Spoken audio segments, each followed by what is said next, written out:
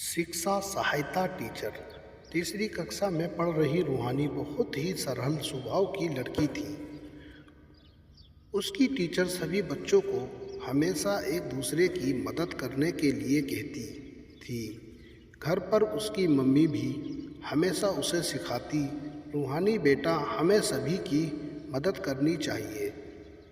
रूहानी अपनी मम्मी को भी सभी की मदद करते हुए देखती थी। इस तरह की परवरिश के कारण ही क्लास में किसी को यदि किसी भी चीज़ की ज़रूरत हो तो रूहानी मदद अवश्य ही करती थी।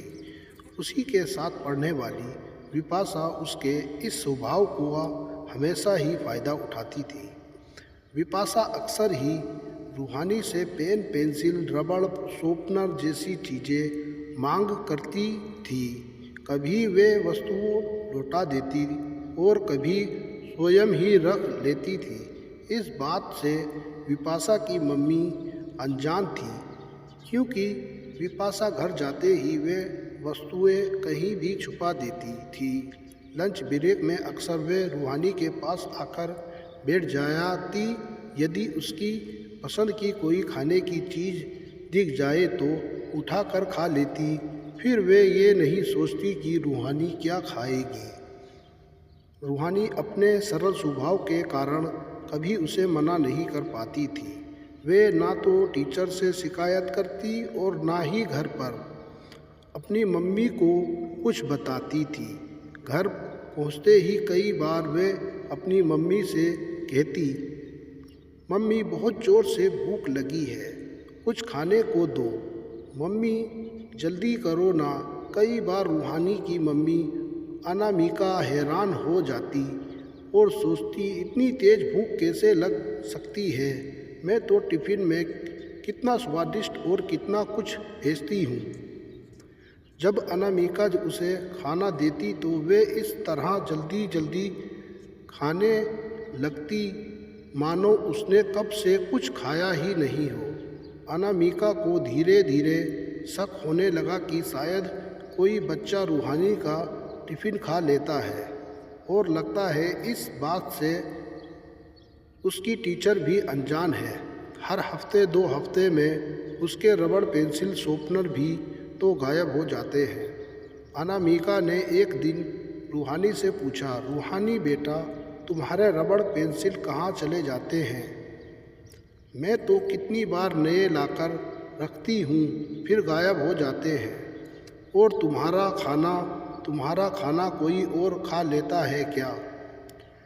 नहीं मम्मी, कोई नहीं खाता, मैं ही खाती हूँ। अनामिका के कई बार पूछने पर भी रूहानी ने कभी विपाशा की शिकायत नहीं करी। वे तो उसे अपनी दोस्त समझती थी। अनामिका ने एक दिन रूहानी की टीचर को फ़ोन लगाकर उन्हें सारी बातों से अवगत कराया। रूहानी की टीचर ने कहा, जी आप बिल्कुल चिंता ना करें, मैं देखती हूँ सब बच्चे साथ बैठकर अपना टिफ़िन खाते हैं, पास पास बैठते हैं, इसलिए मेरा कभी ध्यान नहीं गया। रूहानी और विपाशा काफ़ी अच्छी दोस्त हैं, वे दोनों हमेशा साथ साथ होती हैं। मैं अब ध्यान रखूँगी और तुरंत ही आपको खबर भी करूँगी। तब टीचर ने ध्यान देना शुरू किया और जल्द ही उन्हें पता चल गया कि क्या चल रहा है। वे देख रही थी कि विपाशा कितने प्यार से रबड़, पेंसिल रूहानी से मांग कर लेती है और फिर वापस भी नहीं करती। टिफ़िन भी वे कई बार खा लेती है और रूहानी कुछ नहीं कहती, बस चुपचाप देखती रह जाती है। टीचर को अब पता चला कि दोस्ती की आड़ में विपाशा क्या कर रही है। हालांकि वे भी छोटी बच्ची ही थी, किंतु उसके कदम गलत दिशा की ओर जा रहे थे। अब उसे रोकना भी बहुत ज़रूरी था। रूहानी का भी इस तरह का स्वभाव सही नहीं था कि मदद के नाम पर कोई इस तरह से फ़ायदा उठाता रहे और वे चुप रहे। ये सब देखने के बाद टीचर ने बहुत सोच समझकर एक योजना बनाई, जिससे सांप भी मर जाए और लाठी भी ना टूटे। टीचर ने अपनी क्लास में कहानी प्रतियोगिता रखी। सभी बच्चों से कहा, अपने घर से एक एक कहानी सीख कर आना। क्लास के एक लड़के युवान ने से उन्होंने कहा, युवान तुम्हें कहानी में दूंगी, तुम मेरी लिखी हुई कहानी याद करके आना। युवान बहुत ही अच्छी स्पीच बोलता था, इसलिए टीचर ने अपनी कहानी के लिए उसे पसंद किया था। 3 दिनों के बाद कहानी प्रतियोगिता थी। सभी बच्चे कहानी तैयार करके आए थे। वे एक एक करके अपनी कहानी बोल रहे थे और हर कहानी के अंत में टीचर कहानी में छुपा हुआ संदेश बच्चों से पूछती थी। सही गलत का निर्णय भी बच्चों से ही करवाती थी। रूहानी और विपाशा ने भी अपनी अपनी कहानी बोली। सबसे आखिर में युवान का नंबर आया और उसने अपनी टीचर की लिखी कहानी बोली। युवान की कहानी में वही सब लिखा था जो कुछ उनकी क्लास में घट रहा था। बच्चों के नाम अलग थे, बस जिस तरह से विपाशा अपनी ही दोस्त रूहानी के सरल स्वभाव का फ़ायदा उठा रही थी, गलत दिशा की तरफ जा रही थी, कुछ इसी तरह की कहानी युवान ने अपने अनोखे अंदाज में सुनाना शुरू किया। पूरी क्लास में सभी बच्चे ध्यान से कहानी सुन रहे थे। किसी भी बच्चे को कोई आइडिया नहीं था कि ये कहानी उन्हीं की क्लास में हो रही घटना का जीता जागता उदाहरण है।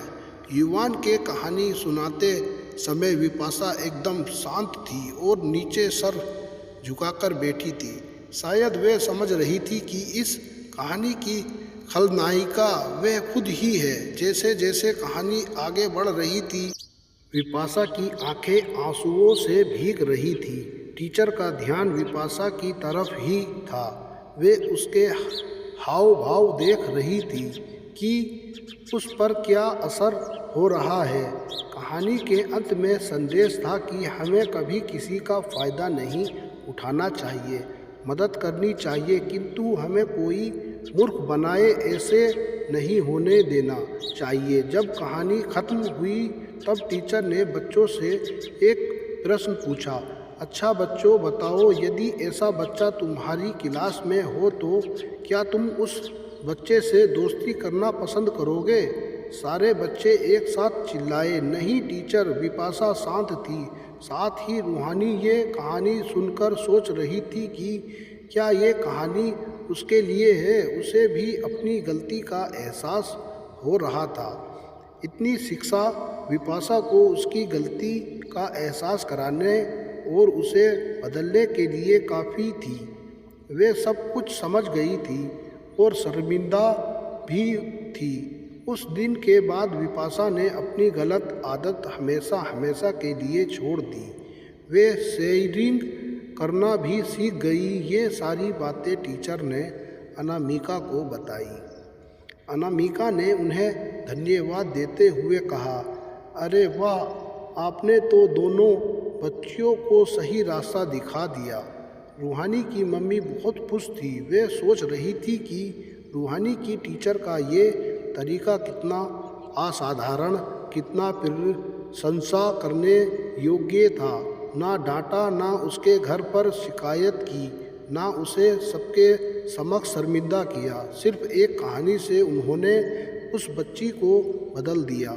साथ ही रूहानी को भी ये होती है एक अच्छे शिक्षक की पहचान। बच्चे के मन को उन्होंने समझा और एक मनोचिकित्सक की तरह उसकी गलतियों का उसे एहसास कराते हुए कहानी के द्वारा उसे सही रास्ता भी सिखा दिया।